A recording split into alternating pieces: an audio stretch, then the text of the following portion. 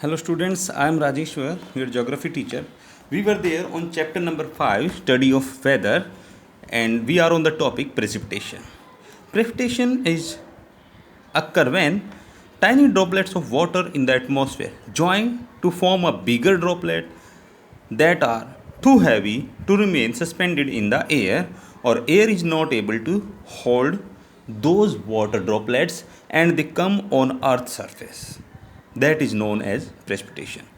This release of moisture from the atmosphere on the earth's surface is called precipitation. It has different form like rain, drizzle, snow, sleet, and hail are the different form of precipitation. First of all, we will discuss about the rain. As all of you have experienced rain, in the tropical areas, rain is experienced, and if we have to give a definition, we can say it is the most common form of precipitation. It consists of large drops of water. Drizzle, the light rain with drops of smaller size is called drizzle. The main difference these two, that rain can be heavy, they can be heavy, but the droplets of rain is much more larger than the drizzle. Snow, snow, it is the feathery flakes of frozen moisture that fall on the earth's surface when the cloud temperature and the ground temperature remain below the freezing point. Snowfall occurs. All the mountainous region in the world, those who are higher, they experience snowfall in place of rainfall, because we have already discussed that as the height increase, temperature decrease. Due to low temperature, hilly region experience snow. Sleet, it is a mixture of rain and snow, is known as sleet. Next is hail, frozen droplets from ice plates and fall as hail. Hail are of round ball. It is most destructive form of precipitation. Now we will discuss about the rain. Rainfall. Three major types of rainfall are there. These are known as the conventional, relief or orographic, and cyclonic or torrential rainfall.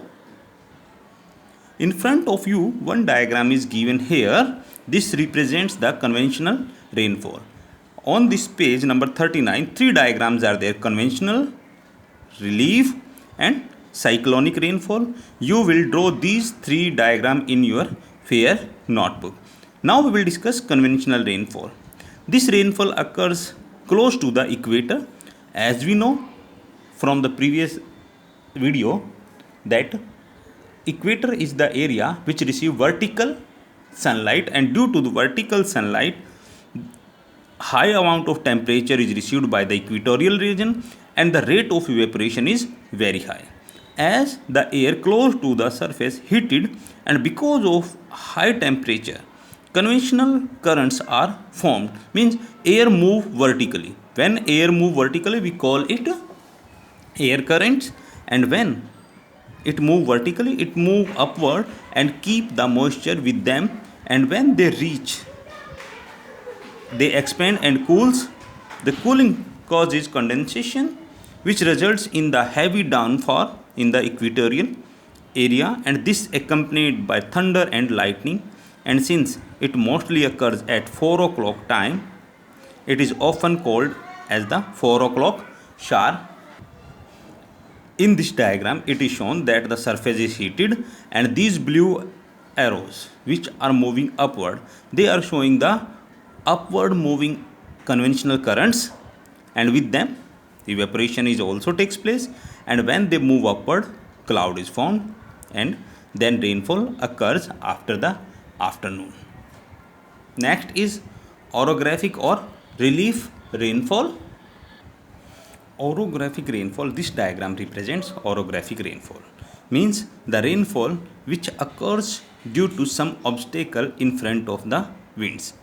Sometimes moisture bearing winds, as you can see that the winds are coming from the seaside and they have the moisture with them, and they are forced to rise due to the presence of mountain in their way.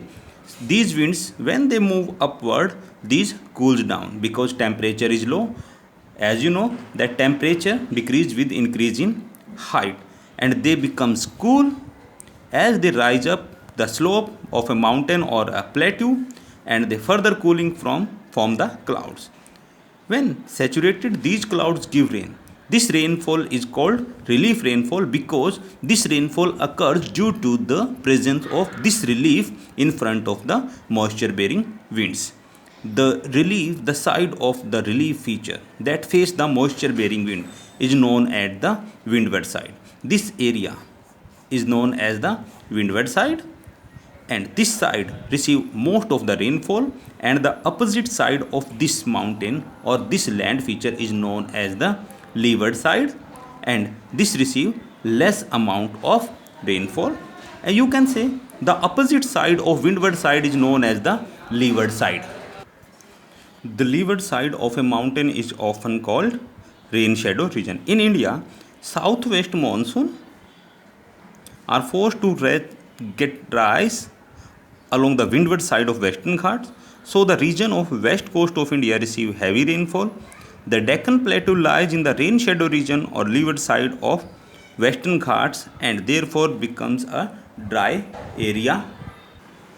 In this map, we can show you the location of Western Ghat. This is the western side of India, or you can say the western coastal plain, and this brown color line represents the Western Ghat.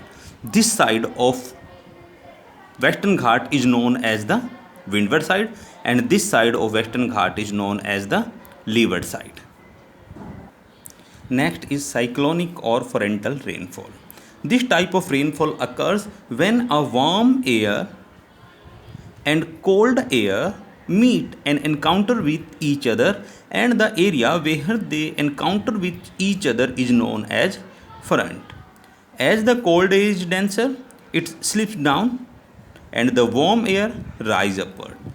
And while the warm air rise above it, the air expands and cools, and the moisture in it condensation to form the cloud. And when these clouds are formed, these clouds bring the rainfall. This torrential rainfall is experienced in temperate and tropical areas of the world. Thank you.